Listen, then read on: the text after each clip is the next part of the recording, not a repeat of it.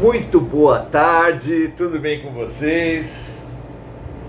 Encontrando aqui uma maneira um pouco mais silenciosa do nosso ar-condicionado. Sem ele, o computador para a transmissão no meio. É muito bom termos esse recurso para mantermos a nossa prática. Mas o maior recurso somos nós, você e eu, minha amiga, meu amigo. Estamos perseverando, priorizando, e não há nada mais importante para a vida do que priorizar. Viver bem é tomar boas decisões. Tomar boas decisões exige clareza de valores. Com clareza de valores, você prioriza. Prioriza bem. Porque, infelizmente, a prioridade equivocada existe, e existe demais por aí, não é? Por aí, no mundo, e por aqui, nas nossas próprias decisões. Quem jamais tiver priorizado errado, que atire a primeira pedra, não é? Mas priorizar errado, errar, jamais foi um problema. Muito pelo contrário, qualquer solução, qualquer aprendizado exige o erro. Ninguém aprende sem errar. O problema não é errar para aprender, o problema é errar e não aprender. Porque aí ficamos repetindo e repetindo. Que assim não seja mais entre nós, que estamos sem dúvida nenhuma na turma dos teimosos. Somos a classe de recuperação, aqueles alunos que ainda ficaram na escola, que ainda estavam na escola quando muitos já tinham sido promovidos, o que pode ser visto como uma falência, como um erro da nossa parte. Mas também estávamos na escola, na recuperação, quando muitos já nem pegaram mais recuperação de tão grandiosos que foram seus erros. Deus apostou em nós e nos deu a vida. Cabe a nós aproveitarmos bem a oportunidade dada. Então, vamos lá, buscando essa clareza de valores, essa oportunidade de priorizar o certo, priorizar o bem, priorizar a luz em nossas vidas. Muito bem. Hoje, não nos cansamos de dizer que os temas trabalhados por Emmanuel nesse livro O Consolador, em suas 411 perguntas, são temas fundamentais. Mas há um tema essencial, um tema que prepondera, que precisa ser priorizado frente a todos os outros. O tema apontado por Jesus quando perguntaram para ele, entre as 10 regras de conduta de Moisés, entre as mais de 400 regras que os judeus haviam imposto àquele momento, qual era maior? Tomando apenas os 10 mandamentos de Moisés, o que é mais importante? Não prestar falso testemunho, não cobiçar a mulher do próximo, não matar, não julgar. Muito difícil estabelecer prioridade. Perguntaram para Jesus qual era o mandamento maior. E ele respondeu: amarás o Senhor teu Deus de todo o teu entendimento, de todo o teu sentimento, com toda a tua alma, e amarás o teu próximo como a ti mesmo. Numa palavra, o tema mais importante da vida é o amor. E é esse que nós vamos estudar hoje. Hoje e a partir das próximas perguntas. Esse tema deveria ser central em todos os seminários. Assim como um advogado não deveria estudar nenhuma lei sem buscar a doutrina, que é a alma da letra.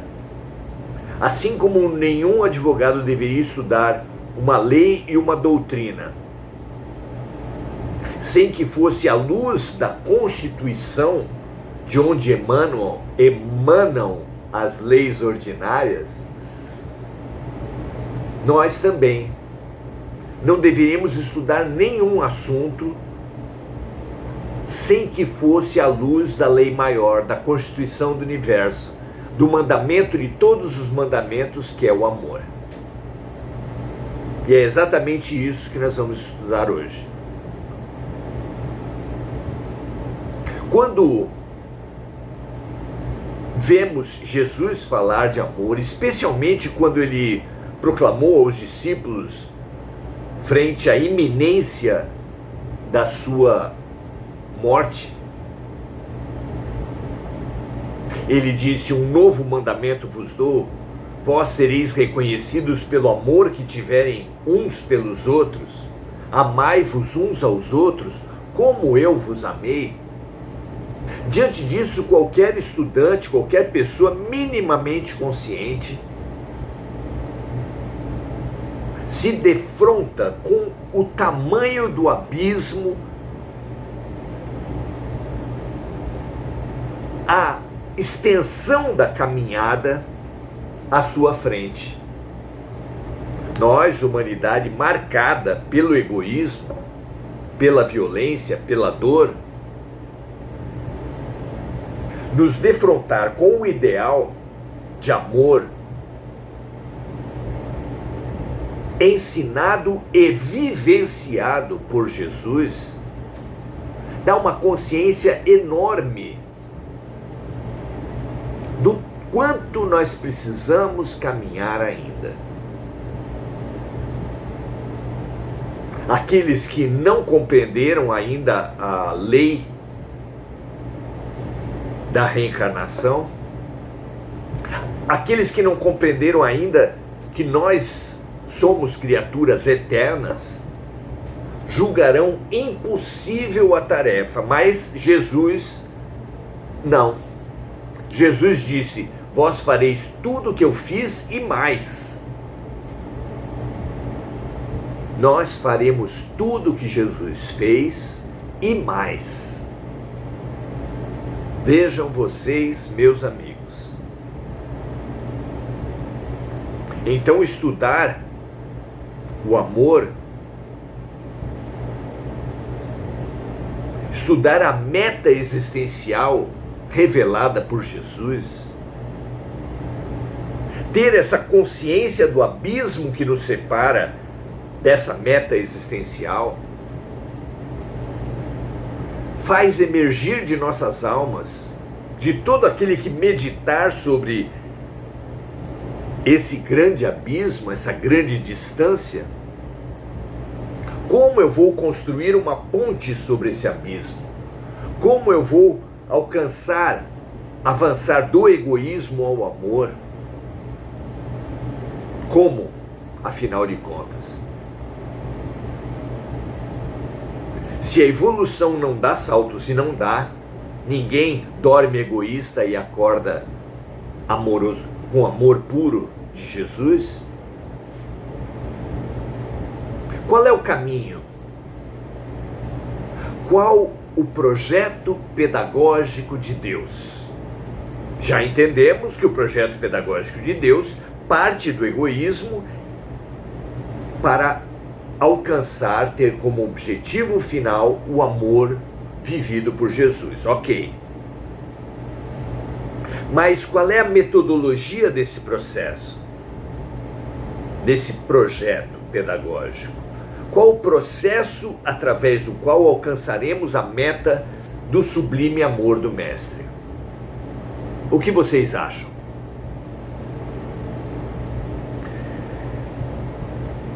É essa pergunta que é levada a Emmanuel hoje. Pergunta 322 foi formulada nos seguintes termos: há uma gradação do amor no seio das manifestações da natureza visível e invisível. Haverá, como em qualquer processo pedagógico, por exemplo, uma bolinha a se fazer, uma ondinha a se fazer antes de dominar a letra, uma letra a se fazer antes de dominar a sílaba, uma sílaba a se fazer antes de dominar a palavra, uma palavra a se fazer antes de dominar a oração. Há, enfim, um projeto pedagógico de amor? E a resposta de Emmanuel é: sem dúvida. Claro, só pode haver. Essa gradação existiu em todos os tempos. Como gradativa é a posição de todos os seres na escala infinita do progresso. Ora, o que poderia fazer uma escola qualquer que atendesse a todas as faixas etárias? Será que o bebezinho pode receber a mesma aula de uma criança? Será que a criança pode receber a mesma aula de um adolescente? Será que o adolescente pode receber a mesma aula de um jovem? Será que um jovem pode receber a mesma aula de um adulto? Claro que não. Piaget veio trazer essa obviedade, mas que a humanidade não tinha percebido ainda. Há fases de desenvolvimento e qualquer projeto pedagógico precisa atender, respeitar, considerar a fase de desenvolvimento do ser humano para propor uma aula compatível com a fase de desenvolvimento do ser humano, com o nível de aprendizado e com a fase de desenvolvimento do ser humano. Claro, nenhuma ação poderá ser realmente pedagógica sem considerar esses dois fatores. Muito menos, se assim são os projetos pedagógicos dos homens na Terra, muitíssimo mais há de ser o projeto pedagógico de Deus. Vamos continuar então.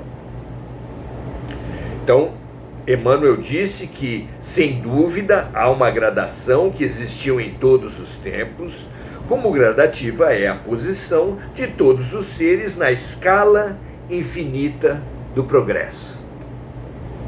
E continua: o amor é a lei própria da vida. É a meta, é o objetivo existencial de todos nós. E sob seu domínio sagrado, todas as criaturas e todas as coisas se reúnem ao Criador. Então, não apenas todas as criaturas do reino vegetal, animal, hominal e angélico, mas também todas as coisas do reino mineral, atômico. Tudo se reúne ao Criador sob o domínio sagrado do amor, dentro do plano grandioso da unidade universal. Somos todos um, claro que não na aparência. Deus não é homem nem mulher, nem branco nem preto, nem terráqueo nem extraterrestre. Mas nós também não somos nada disso. Nós apenas estamos temporariamente homens, mulheres, brancos, pretos, ricos, pobres, brasileiros, estrangeiros, terráqueos e extraterrestres. No fundo, ser mesmo, nós somos espírito, nós somos fagulha do Criador, e o Criador sendo amor, nós somos amor também.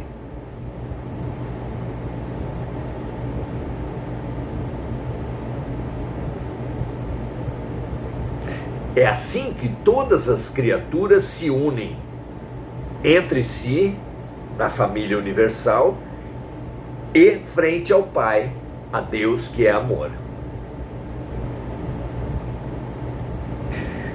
Continua Emmanuel dizendo: desde as manifestações mais humildes dos reinos inferiores da natureza, observamos a exteriorização do amor em sua feição divina. Na poeira cósmica, síntese da vida, temos as atrações magnéticas profundas. Toda criatura pergunta, especialmente a criança, mas essa deveria ser uma pergunta de todos nós: como é que a Lua gira em torno da Terra e não se desgarra? A Lua e a Terra giram em torno do Sol e não se desgarram? É porque unem os corpos celestes, no caso o Sol, a Terra e a Lua, mas também todos os outros, uma lei de atração, também chamada de lei da gravidade, que mantém unidos os átomos, mantém unidos os seres, as criaturas de Deus, no reino mineral, no reino das coisas. Então, na poeira cósmica, síntese da vida, temos as atrações magnéticas profundas. Nos corpos simples, vemos as chamadas precipitações da química. Pergunte-se: se os elementos químicos fossem apenas aqueles da tabela periódica, só como um exercício de pensamento, por que lei teriam sido criadas as moléculas e, consequentemente, as substâncias do universo? Há uma lei de atração entre os elementos químicos que os faz reunirem-se, integrarem-se, comporem-se em moléculas, depois em substâncias, para que seja fornecida a base de todos os elementos constitutivos do universo. Então há uma lei de atração dos corpos, há uma lei de atração dos elementos. E continua Emmanuel: nos reinos mineral e vegetal, verificamos o problema das combinações indispensáveis. Nas expressões da vida animal, observamos o amor em tudo, em gradações infinitas, da violência à ternura. Nas manifestações do irracional. No caminho dos homens, é ainda o amor que preside todas as atividades da existência em família e em sociedade.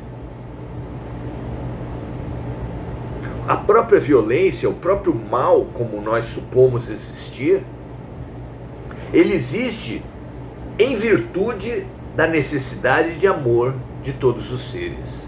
O violento, o chamado malvado, condição momentânea de todos nós, ele é como uma criança que precisa chamar a atenção. E a criança que precisa chamar a atenção, de onde surge essa necessidade? É uma necessidade de amor, é claro. Então, nas expressões da vida animal, observamos o amor em tudo, em gradações infinitas, da violência à ternura, nas manifestações do irracional. Nos caminhos dos homens, é ainda o amor que preside todas as atividades da existência em família e em sociedade. É por amor que as pessoas fazem arte, é por amor que as pessoas trabalham, é por amor que as pessoas se reúnem nas relações da conjugalidade, da família, da amizade. Das expressões de sexualidade, o amor caminha para o supersexualismo, que é a sublimação da energia sexual, marchando sempre para sublimadas emoções da espiritualidade pura, pela renúncia e pelo trabalho santificantes. Como já estabeleceu a ciência comportamental e espiritual do Oriente, temos chakras, e do chakra básico, de onde emanam as energias da sexualidade, temos a sublimação das energias da chamada Kundalini em todos os campos do eu, do afeto, da manifestação de comunicação, da manifestação espiritual, da realização amorosa do ser. Tudo isso é um processo de sublimação da energia básica do amor. Escala e sublimação apontada também na psicanálise. Do sexo ao amor universal.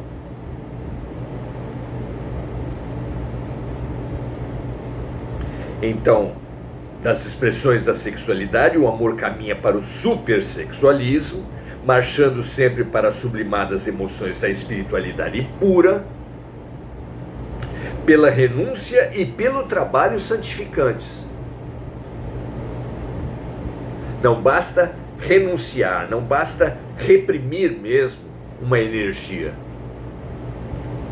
É como a represa de água. Se ela apenas represar a água, ela vai causar um estouro, uma violência, como temos visto por toda parte. É preciso que a represa tenha uma vazão.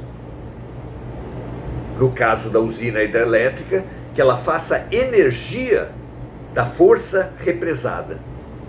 Energia que vai movimentar fábricas, que vai movimentar carros, que vai iluminar a vida humana. O paralelo é perfeito.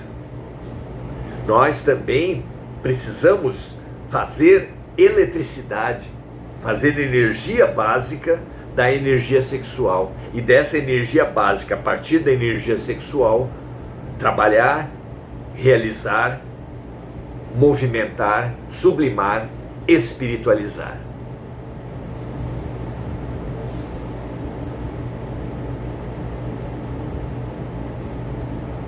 Até alcançar o amor divino, atributo dos seres angélicos, que se edificaram para a união com Deus, na execução de seus sagrados desígnios do universo. O paraíso de nada fazer não existe. Os anjos são os que mais trabalham no universo, na execução dos sagrados desígnios de Deus. Maravilhoso contemplar o projeto pedagógico de Deus, a escala de amor proposta pelo Criador, pelo sublime educador, a todas as suas criaturas, ignorantes e iniciantes, mas todas destinadas à perfeição, à sublimação, ao amor. Que essa visão, ainda que genérica, dentro dos nossos grandes limites, sirva como pano de fundo para toda a nossa contemplação do mundo, do outro, de nós mesmos. Situemo-nos, situemos os outros, situemos tudo como uma grande escola de amor, onde a aula da educação infantil até o pós-doutorado. Escola na qual nós estamos nos primeiros anos, mas na qual estamos destinados ao último grau, ao amor puro, revelado, ensinado e exemplificado por Jesus Cristo. Que essa perspectiva nos traga paciência com aqueles que estão em anos anteriores a nós mesmos. Que nos traga humildade frente àqueles que estão em anos avançados perante nós mesmos. E que nos traga o foco para aprendermos em cada momento, em cada situação, com cada relação que a vida nos trouxer, as formas de aperfeiçoamento, de aprofundamento, de ampliação, de purificação do nosso amor, frente a toda forma de apego, de domínio, de posse, frente à luz da universalização, da profundidade, do sacrifício do homem velho em razão do homem novo, do sacrifício do egoísmo e do instinto frente à compaixão e à amorosidade.